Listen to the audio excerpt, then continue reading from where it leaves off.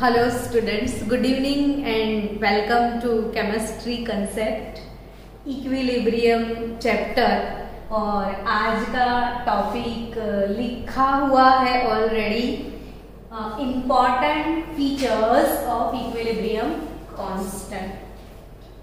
हमेशा कोई भी चैप्टर पढ़ते हैं तो वही क्वेश्चन आता है कि क्यों इतना सारा पढ़ने का, हमारी डे टू डे लाइफ में हम उसको कहाँ यूटिलाइज करने वाले हैं। वैसा ही सेम क्वेश्चन आपको इधर होगा कि इतनी मेहनत करके इक्विलिब्रियम कांस्टेंट को हम लोग कैलकुलेट करना सीख गए, अब तो अपने सम्स भी सॉल्व कर लिए, के सी का वैल्यू कैसे निकालना है, के पी का वैल्यू कैसे निकालना है, वो सब सीखा है ना आपने। तो केसी केपी का वैल्यू अगर आप कैलकुलेट करना सीख गए तो उस वैल्यू मतलब वो वैल्यू कैलकुलेट करने का यूज क्या है, क्यों इतनी मेहनत करके ये वैल्यू को कैलकुलेट करना है ना, होता है ना ये क्वेश्चन। तो उसी की तरफ हम जा रहे हैं। आज का हमारा टॉपिक वैसे है एप्लीकेशन ऑफ इक्विलिब्रियम कांस्टेंट। क्या है topic? Application of equilibrium constant. लेकिन एप्लीकेशन सीखने से पहले उसके इम्पोर्टेंट फीचर्स क्या है वो भी हमें सीखने हैं। तो important features of equilibrium constant student, ये छोटे छोटे जो थियरी के पोर्शन है ना, उसमें से भी कॉम्पिटिटिव लेवल पे आपको क्वेश्चंस आते हैं। हम लोग जनरली इसके पीछे पड़े रहते हैं, बड़े बड़े एमसीक्यू के पीछे, कि ये सम सॉल्व कर लिया, वो सम सॉल्व कर लिया, लेकिन ऐसा नहीं होता। छोटी छोटी थियरी वाली बातें भी एज अ एमसीक्यू आती है। तो आपको ये जो फीचर्स है इक्विलिब्रियम कांस्टेंट के वो अच्छे से याद रखने हैं, ठीक है। पहला फीचर क्या है कि expression for equilibrium constant is applicable only when concentration of the reactant and product have attained constant value। 2 और 3 लेक्चर बिफोर हम लोगों ने इसके प्रॉब्लम सॉल्व किए थे, याद है आपको? तब हम कैसे केसी का वैल्यू निकालते थे कि सपोज कोई ऐसे इक्वेशन लिखते थे। इक्वेशन लिखने के बाद हम सबसे पहले लिखते थे कंसंट्रेशन, और वो भी कौन सा? इनिशियल कंसंट्रेशन लिखते थे। फिर बाद में कौन सा स्टेप लिखते थे? कंज्यूम कंसंट्रेशन वाला। और फिर बाद में क्या लिखते हैं? कंसंट्रेशन एट इक्विलिब्रियम, ऐसा मेंशन करते थे, है ना। यानी कि इधर जो वैल्यू होती थी वो वैल्यू कब लिखनी होती थी? जब ये रिएक्शन इक्विलिब्रियम अटेन कर जाए तब।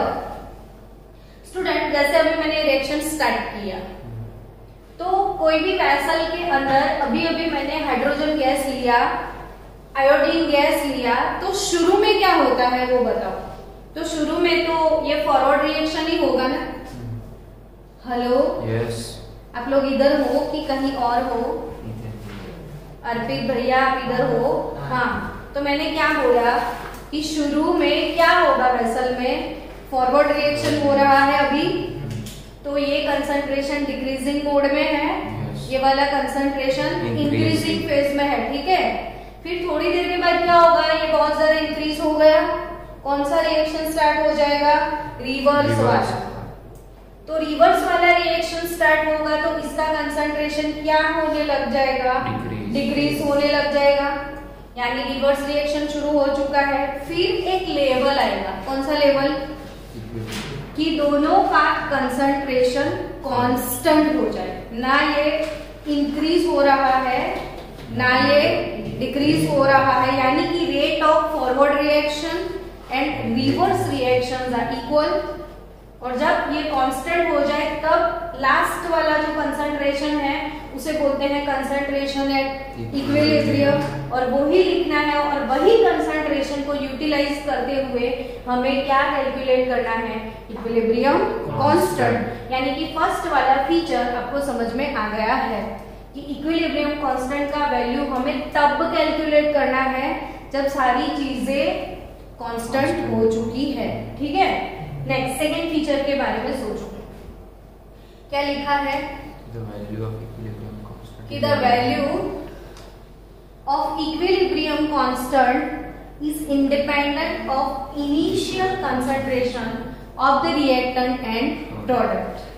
मतलब कि कोई रिएक्शन है, चलो डिसोसिएशन ऑफ अमोनिया गैस।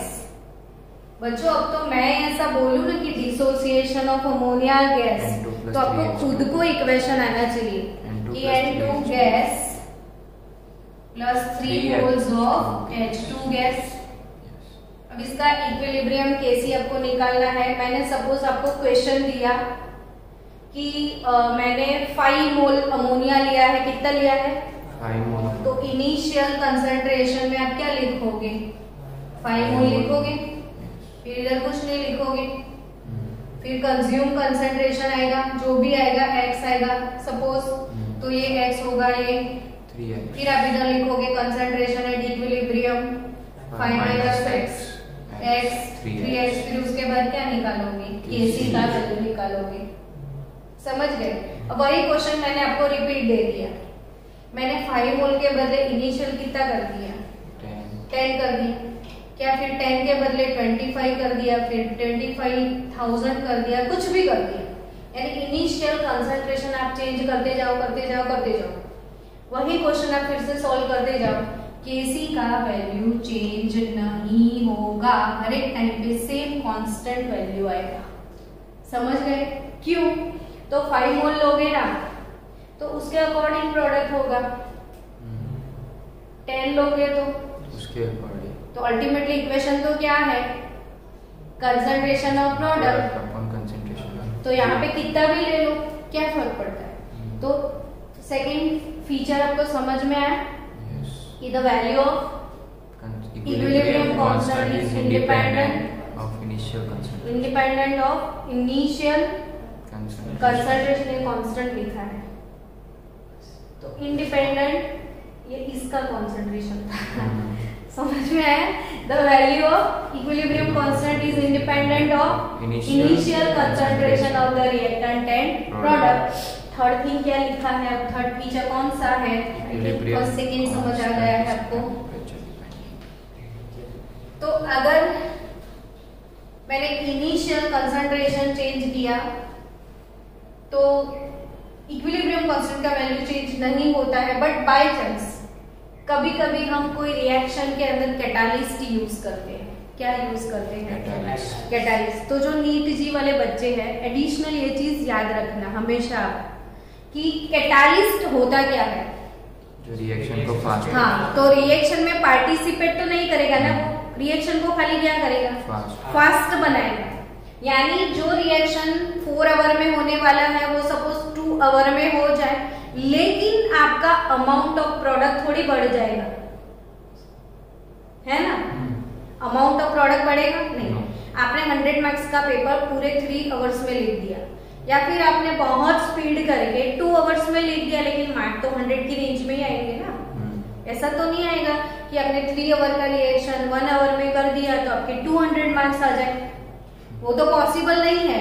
यानी कि कैटालिस्ट डालने से क्या होगा वो अच्छे से समझो कि वो टाइम जो है रिएक्शन कंप्लीशन का वो डिक्रीज होता है, लेकिन अमाउंट ऑफ प्रोडक्ट कभी भी इंक्रीज नहीं होता है। ये चीज आईएमपी है, याद रखना। ठीक है? तो यानी कि कैटालिस्ट अगर आपने रिएक्शन में डाल दिया तो उसकी इफेक्ट इक्विलिब्रियम कांस्टेंट पे कभी भी नहीं आएगी। यानी again value of equilibrium constant is independent of catalyst. Independent of catalyst, यानी कंसंट्रेशन चेंज करो, कैटालिस्ट चेंज कांस्टेंट चेंज नहीं होगा। कैटालिस्ट चेंज करो, कांस्टेंट चेंज नहीं होगा। तो फिर कांस्टेंट किससे चेंज होता है? टेम्परेचर से। तो equilibrium constant is temperature dependent. एक तब भी आप 2 दिन पहले मुझे एक क्वेश्चन पूछ रहे थे, याद है कि मैडम ये क्वेश्चंस में टेम्परेचर क्यों दिया है जबकि इसका कोई यूज नहीं है। तो अब आप समझे कि एक स्पेसिफिक टेम्परेचर पे इक्विलिब्रियम कांस्टेंट का यूनिक वैल्यू वो रिएक्शन के लिए होगा। अगर आपने टेम्परेचर चेंज कर दिया तो Kc या Kp का वैल्यू चेंज हो जाता है। अलग अलग टेम्परेचर पे Kc का वैल्यू अलग होता है, इसीलिए हर एक क्वेश्चन में जब भी वो Kc की वैल्यू लिखते हैं तो उनको मेंशन करना पड़ता है कि ये कितने केल्विन पे है। समझ रहे हो कि नहीं समझ रहे हो? यस।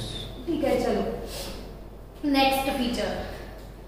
ये फीचर आपको समझना है कि Kc फॉरवर्ड और Kc रिवर्स के बीच में क्या रिएक्शन है, क्या रिलेशन है। ठीक है, चलो एक इक्वेशन लेते हैं। H2 gas plus I2 gas gives 2HI gas. ये वाले इक्वेशन का ये फॉरवर्ड रिएक्शन है, समझ लो भी। तो उसके लिए मुझे Kc का वैल्यू लिखना है, तो मैं क्या लिखूंगी वो मेरे को समझाओ कि क्या आएगा इसके लिए Kc का value. Concentration of HI square. तो concentration of HI square upon concentration H2 concentration I2 equation number 1। Suppose अब यही रिएक्शन रिवर्स हो गया। रिवर्स रिएक्शन क्या होगा? 2HI gives H2 gas plus I2 gas. अब इसका Kc डैश अगर मुझे लिखना है तो कैसे लिखेंगे? Concentration of H2, concentration of H2 I2 upon HI square. देखो क्या रिलेशन आपको दिखता है फॉरवर्ड और रिवर्स के बीच में? उल्टा है, इनवर्स। उल्टा है, यानी इनवर्स रिलेशन दिखा आपको? यस। तो कहीं कहीं एग्जाम में ये एक बहुत ज्यादा मोस्ट IMP फीचर है और इसके रिगार्डिंग आपको नहीं तो 10 से 12 क्वेश्चन नीट के वो अब तक के 32 ईयर के पेपर्स में मिलेंगे, 10 to 12 क्वेश्चन। तो ये इम्पॉर्टेंट फीचर है, उसके बेस बहुत ज्यादा क्वेश्चन आपको आने वाले हैं और हम सॉल्व करेंगे धीरे धीरे वो सारे क्वेश्चंस। तो HI की आपको इधर क्या याद रखना है कि अगर कोई फॉरवर्ड रिएक्शन आपको दिया होगा, सपोज उसका Kc का वैल्यू 4 है, ठीक है, तो उसके रिवर्स रिएक्शन का Kc का वैल्यू क्या हो जाएगा? 1/4। पक्के से याद हो गया? फिर से एक बार, फॉरवर्ड का जो वैल्यू है और रिवर्स का जो वैल्यू है, दोनों के बीच में कौन सा रिलेशन है? Inverse relation.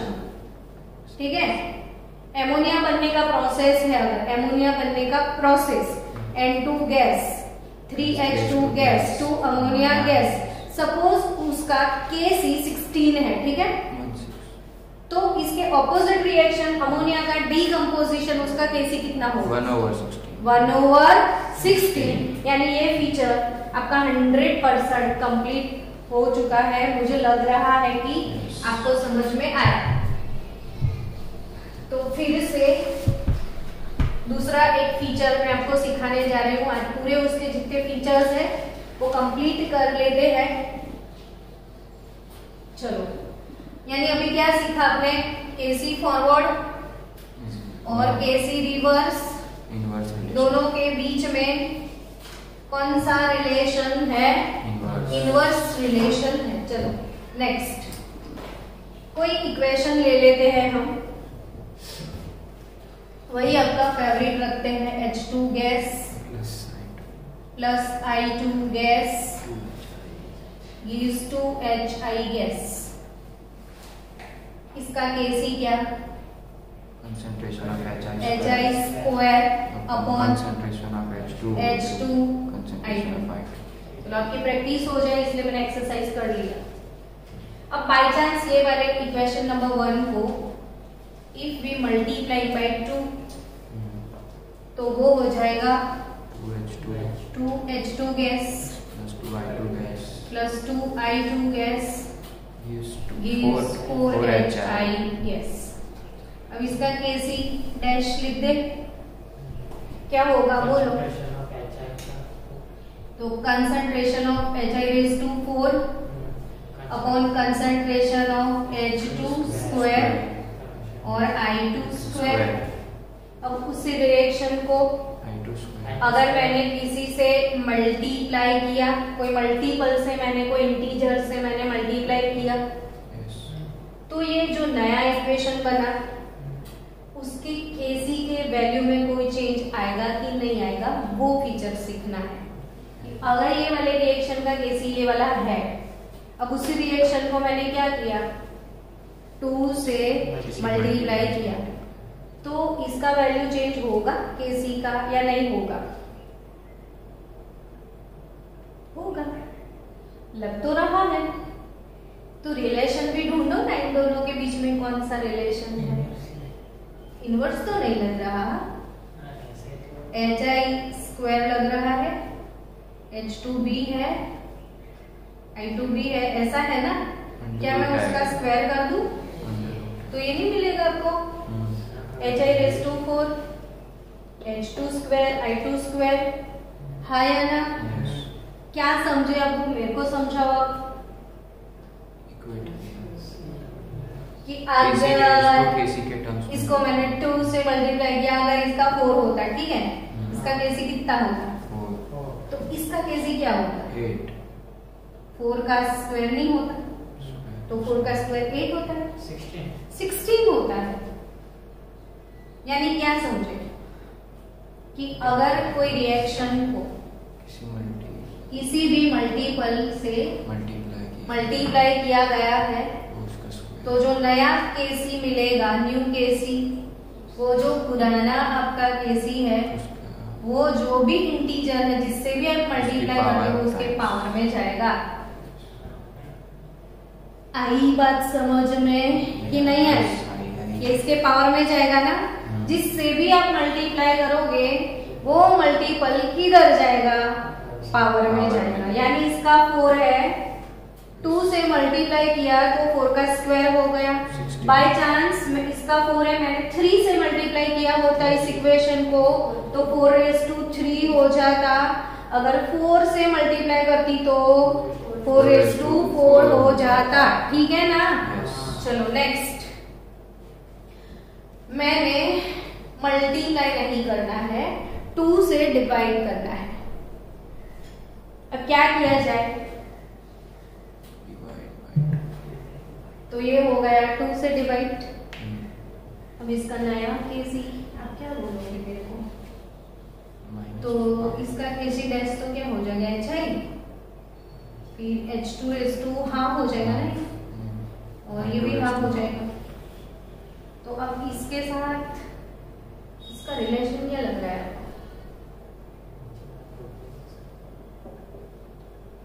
ये इसका और इसका रिलेशन क्या लग रहा है?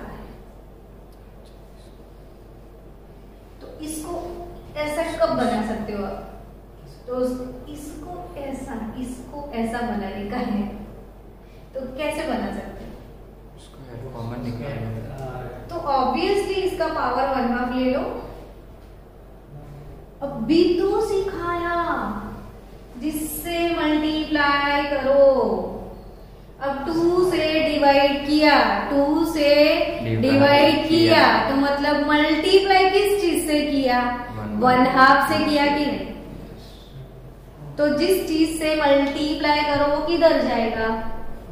पावर में जाएगा कि नहीं? हाँ या ना? यस। तो तू ऐसे क्यों बैठा है मुंह लटका के?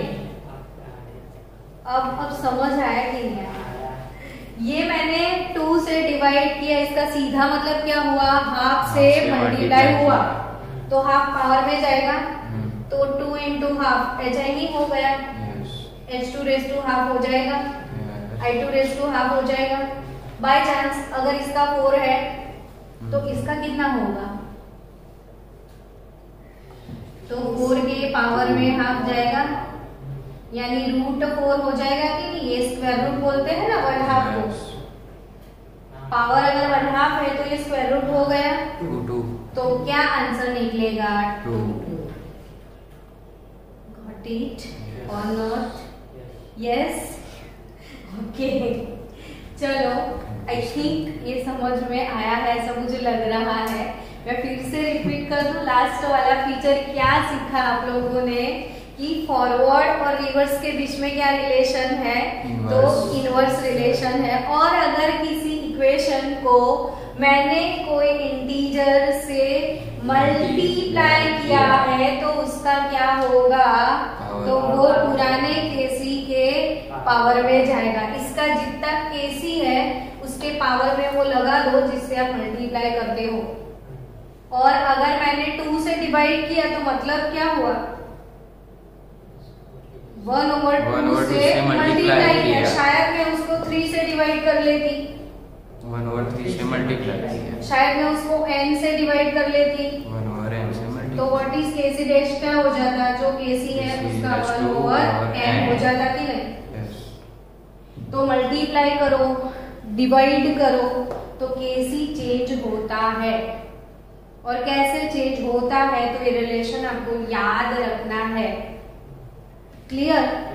चलो, और एक साइलेंट फीचर मेरे को आपको एक्सप्लेन करना है।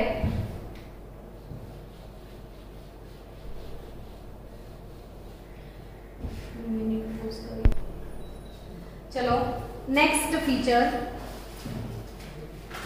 डिसोसिएशन के बारे में कुछ आपको सिखाया जाए। स्टूडेंट, फॉस्फोरिक एसिड, ये वाले एसिड का नाम बता दो।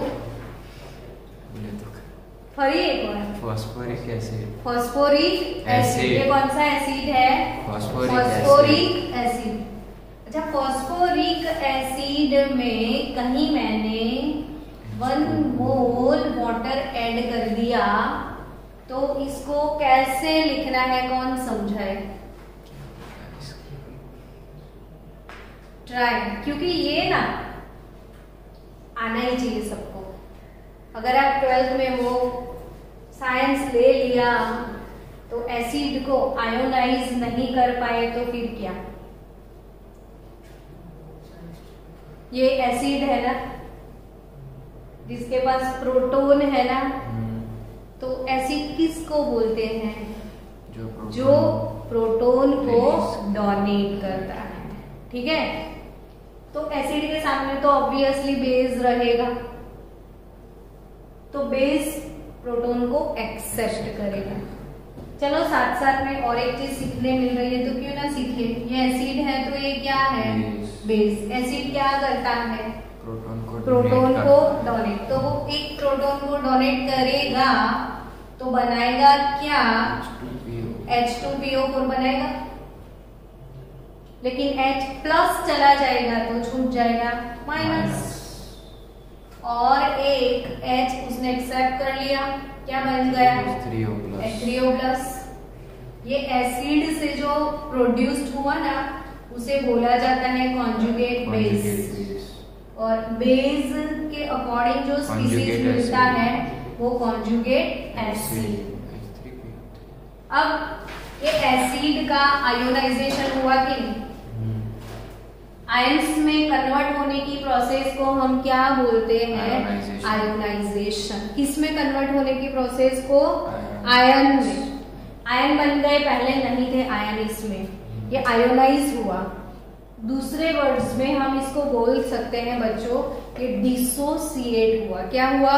डिसोसिएट। इसके अंदर भी इक्विलिब्रियम एस्टेब्लिश होता है, तभी इसका इक्विलिब्रियम कांस्टेंट है ना बच्चों, इसे हम Ka लिखते हैं। आगे हम पढ़ने वाले हैं, लेकिन अभी मुझे सिर्फ एक फीचर सिखाना है, तभी मैं ये एग्जाम्पल आपको दे रही हूँ। मैंने A इसलिए लिखा कि ये A फॉर एसिड, K तो वही इक्विलिब्रियम कांस्टेंट ही है, तो A किस लिए है? एसिड के लिए। 1 किस लिए है? कि अभी इसका एक ही प्रोटॉन डिसोसिएट हुआ है, सिर्फ पहला स्टेप है, ये फर्स्ट स्टेप है। तो कभी भी Ka लिखा मिले आपको, क्या? तो अंदर के लड्डू फूटने चाहिए। Ka1 तो आपको बोलना है डिसोसिएशन कांस्टेंट, ऑफ एसिड। क्या बोलोगे आप? Dissociation constant of acid. क्योंकि अब तो आपको चैप्टर 2 में भी ये सीखना है, 12th में इसके सम्स, चैप्टर 3 में भी आएगा, यानी ये आपके पीछे ही पड़ गया है, ये हमेशा आता रहेगा।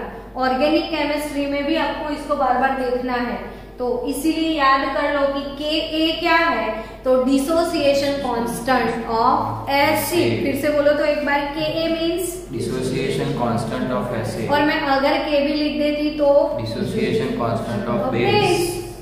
अब ये फर्स्ट स्टेप डिसोसिएशन का है, तो इसका इक्विलिब्रियम कांस्टेंट जो भी है Ka1 होगा कि नहीं? अब यही कॉन्जुगेट बेस H2PO4 माइनस, इसको मुझे फिर से डिसोसिएट या एनालाइज करना है।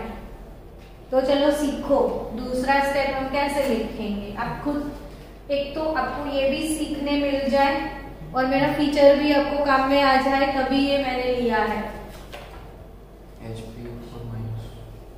तो फिर से एक प्रोटॉन को डोनेट करना है ना इधर, क्या मिलेगा बोलो? H3O प्लस मिलेगा, बचेगा क्या? HPO4 माइनस 2, ये चीजें सीखनी है आपको। और एक प्रोटॉन चला गया ना, तो और एक माइनस चार्ज बढ़ जाएगा। ये सेकेंड स्टेप डिसोसिएशन का है, तो Ka2 है, इसका डिसोसिएशन कांस्टेंट क्या होगा? Ka2। सपोज इसका वैल्यू मान लो x1 है, इसका वैल्यू मान लो x2 है। अब तीसरा step, HPO4 minus plus H2O क्या होने वाला है ये बताओ? तो PO4 माइनस 3 और H3O प्लस, और ये थर्ड डिसोसिएशन स्टेप X3। कितनी सारी चीजें आपको इसमें सीखने के लिए मिलेगी। देखो ये एसिड जो है ना, इसने कितने प्रोटॉन रिलीज किए? 3 प्रोटॉन रिलीज किए। हेलो, तो इसीलिए इसे हम ट्राई बेसिक एसिड बोलते हैं। इसको क्या बोलते हैं हम? Try basic acid. वो ट्राई बेसिक एसिड जो 3 प्रोटॉन को रिलीज करता है, तो ये ट्राई बेसिक एसिड है। अब बाय चांस ये तीनों इक्वेशन का मुझे टोटल करना है, 3 स्टेप का टोटल कर दिया जाए, तो ये कैंसल हो जाएगा, है ना? फिर ये भी कैंसल हो गया, तो क्या मिलेगा? Addition of this 3 equation. तो यहाँ से आपको एडिशन सीखने के लिए भी मिल गया कि इक्वेशन को हम ऐड भी कर सकते हैं, इक्वेशन का सब्सट्रैक्शन भी हो सकता है। तो H3PO4 plus 1 plus 2 plus 3 mole of H2, ये डायरेक्ट स्टेप, ये सीधा स्टेप। तो PO4 minus 3 plus 3H3O plus, अब ये डायरेक्ट स्टेप का के equilibrium total, net value of this equilibrium कैसे, क्या मिलेगा? सोचो क्या होगा? x1 plus x2 plus x3। x1 plus x2 plus x3 नहीं होगा। तो ये ही फीचर सीखना है कि अगर इक्वेशंस का आप एडिशन करोगे ना, तो ये वैल्यू का मल्टीप्लिकेशन होगा। अब कैसे हुआ? तो एक काम करना, आपका इसका K1 का वैल्यू लिखना आप खुद, concentration of this into this upon this into this, फिर इसका भी लिख देना, फिर इसका भी लिख देना, फिर देखना लास्ट में तो इतना ही बचा है, तो मल्टीप्लिकेशन से ही ये वैल्यू मिलेगी। तो अगर मैंने 3 इक्वेशन का या कोई भी इक्वेशन का एडिशन किया, तो उसके कांस्टेंट वैल्यू का एडिशन नहीं होगा, क्या होगा? मल्टीप्लिकेशन। और बाय चांस मैंने एक इक्वेशन से सेकेंड इक्वेशन को सब्सट्रैक्ट किया होता, तो क्या करते आप? डिवीजन करते। Concept clear? कि अगर एडिशन हुआ तो मल्टीप्लिकेशन होगा, अगर सब्सट्रैक्शन हुआ तो डिवीजन होगा। तो ये भी एक इम्पॉर्टेंट फीचर है, इक्विलिब्रियम कांस्टेंट के लिए आपको याद रखना है कि जितने भी स्टेप का एडिशन करोगे इक्विलिब्रियम कांस्टेंट का मल्टीप्लिकेशन होगा, और सब्सट्रैक्शन करोगे तो डिवीजन होगा। चलो नेक्स्ट।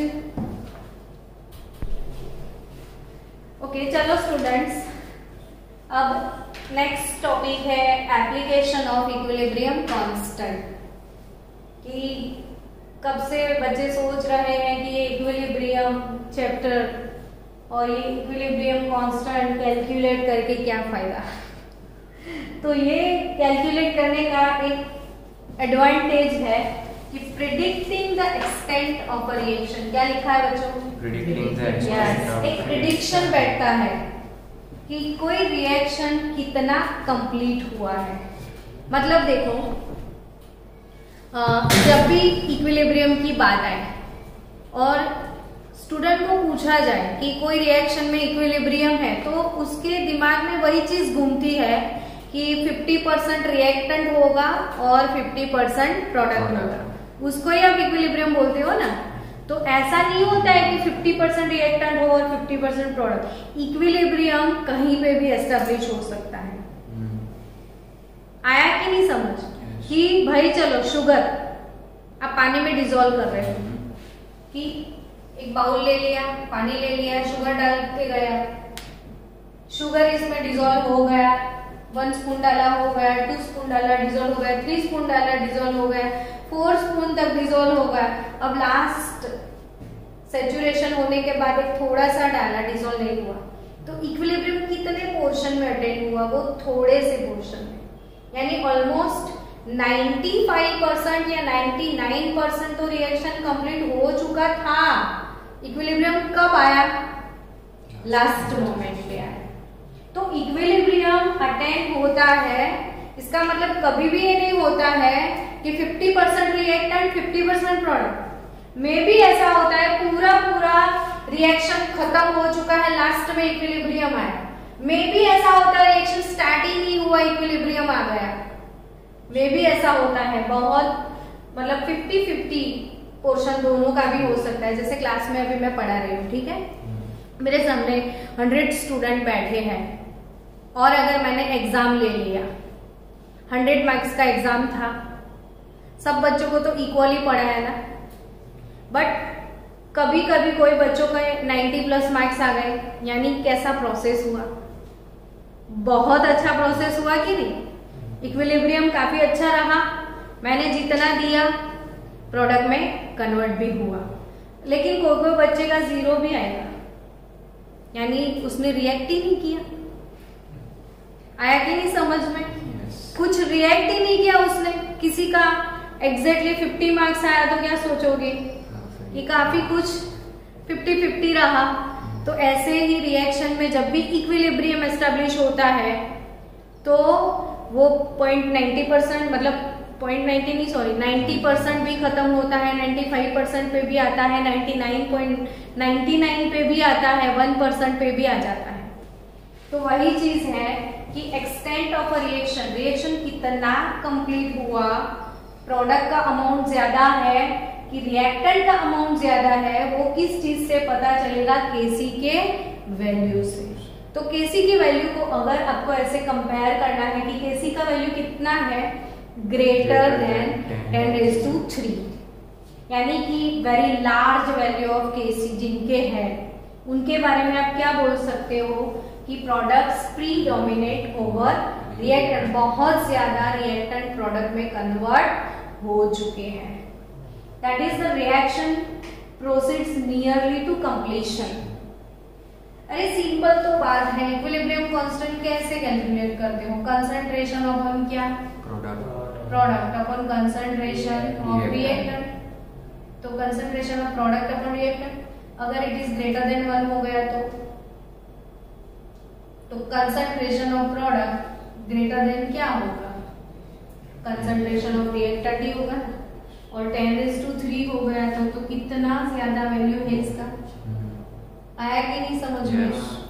तो केसी अगर बहुत ज्यादा लार्ज है तो इसका मतलब कि इसके अंदर प्रोडक्ट ही प्रोडक्ट है, रिएक्टेंट कुछ भी बचा नहीं है। तो ऐसे रिएक्शन के 1-2 एग्जाम्पल दिए गए कि reaction between hydrogen with oxygen, reaction किसका? हाइड्रोजन का ऑक्सीजन के साथ at 500 kelvin temperature. Kc is equal to 2.4 into 10⁻47, 10 का पावर तो देखो, यानी very large value of this constant. मतलब ये हुआ कि इसमें बहुत ज्यादा प्रोडक्ट है, रिएक्टेंट सारे ऑलमोस्ट खत्म हो गए और लास्ट सिचुएशन पे इक्विलिब्रियम आया। इसका मतलब हाइड्रोजन क्लोरीन गैस को मिक्स कर दिया, हाइड्रोक्लोरिक एसिड बना दिया, तो 300 केल्विन टेम्परेचर पे इसका भी Kc वैल्यू बहुत ज्यादा हाई नहीं है, 4 इंटू 10⁻31।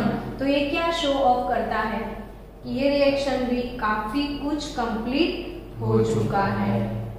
आया कि नहीं समझ में? तो अब next, if Kc less than 10⁻3 तो रिएक्टेंट्स प्रीडोमिनेट ओवर प्रोडक्ट, यानी रिएक्शन स्टार्ट ही नहीं हो रहा है। इसमें रिएक्शन पूरा कंप्लीट होने को है, इसमें तो इसका मन ही नहीं कर रहा है रिएक्ट करने को। तो ऐसे रिएक्शन मतलब Kc का वैल्यू अगर वेरी स्मॉल वैल्यू आ रहा है, Kc वैल्यू बहुत लार्ज है, तो रिएक्शन ऑलमोस्ट कंप्लीट हो चुका होता है। और Kc वैल्यू अगर काफी स्मॉल आ रही है तो आप क्या प्रिडिक्ट कर सकते हो कि रिएक्शन अच्छे से हुआ ही नहीं। अब ये H2O का डीकंपोजिशन तो 4.1 इंटू 10⁻48, यानी होने वाला ही नहीं है ना, अच्छा है ना, नहीं होने वाला है H2O का डीकंपोजिशन। नहीं तो हम बिना पानी के रह जाते, मर जाते, पानी ऐसे डिकम्पोज होके चला जाता था, समझे। और ये वाला देखो, नाइट्रोजन ऑक्सीजन 2NO, हमारे एटमॉस्फेयर में 78% नाइट्रोजन है, 21% क्या है? ऑक्सीजन। लेकिन मजे की बात यह है कि इनका Kc वैल्यू ये 298 यानी 25 डिग्री सेल्सियस पे बहुत very very very small value है, और ये अच्छा है ना, तो दोनों के बीच में रिएक्शन ही नहीं हो रहा है। काश हो जाता तो हमारा ऑक्सीजन गायब हो जाता और हम सब को तो कहीं और प्लेनेट पे जाना पड़ता, सांस लेने के लिए मंगलयान पे बैठना पड़ता। तो ये अच्छी बात है, ये दोनों रिएक्शन काफी अच्छी बात है कि ये हो नहीं रहे हैं। इनका Kc वैल्यू बहुत कम आ रहा है, तो पानी भी बच गया, ऑक्सीजन भी बच गया। Save water, save environment, because ये Kc से प्रेडिक्शन लगा लो कि हमने दोनों ही बचा लिए। लेकिन आपको पता है जब वो लाइटनिंग होता है, लाइटनिंग होता है ना मॉनसून में, बिजली कड़कती है, तो एटमॉस्फेरिक टेम्परेचर जहां बिजली कड़कती है वो काफी इंक्रीज हो जाता है 10⁻7 केल्विन तक। और अगर टेम्परेचर चेंज हुआ तो आपको पता है Kc का वैल्यू चेंज हो जाता है, क्योंकि Kc डिपेंड अपॉन टेम्परेचर, तो ये Kc का वैल्यू चेंज हो जाएगा तब। और नाइट्रोजन ऑक्सीजन के बीच में लाइटनिंग होता है ना, तब रिएक्शन होता है। ये बहुत ज्यादा मस्त इंजीनियरिंग है भगवान का, और तभी पैदा होता है NO, फिर बारिश गिरती है ऐसे, और ये वाटर सॉल्युबल है, फिर ये बारिश के पानी में डिसॉल्व हो जाता है, फिर अर्थ क्रस्ट के ऊपर वो जमीन में एब्जॉर्ब होता है, फिर वो प्लांट के रूट में जो बैक्टीरिया है ना, राइजोबियम, ये इसका फिक्सेशन कर देते हैं और पूरा नाइट्रोजन साइकिल खत्म हो जाता है। तो ये रिएक्शन नाइट्रोजन ऑक्सीजन के बीच में रिएक्शन नहीं हो रहा है नॉर्मल टेम्परेचर पे। समझ आया क्यों? Kc value is very small here. तो कंसेप्ट क्लियर? अब सोचो कि Kc का वैल्यू 10⁻³ से लेके 10⁻³ के बीच में आ जाए तो तुरंत हो जाए, तो मतलब ये कि काफी कुछ है, प्रोडक्ट भी अच्छा है, रिएक्टेंट भी अच्छा है, 50-50 वाला चांस तो ब्रिटानिया 50-50 हो जाए फिर अपना, तो यानी मतलब एक सफिशिएंट अमाउंट में हमारे पास रिएक्टेंट भी होंगे और सफिशिएंट अमाउंट में हमारे पास प्रोडक्ट भी होंगे। तो यानी आपको ये टॉपिक समझ आया कि केसी की वैल्यू से कौन सा प्रिडिक्शन होता है कि रिएक्शन कितने एक्सटेंट पे कंप्लीट होता है। लार्ज केसी बहुत अच्छा रिएक्शन हुआ, स्मॉल केसी कुछ भी तो नहीं हुआ, और इन दोनों के बीच में है केसी, तो क्या 50-50 दोनों अच्छे हैं। तो ये हो गया प्रिडिक्टिंग। अब कल के लेक्चर में हम रिएक्शन कोशेंट QC क्या होता है वो सीखने वाले हैं।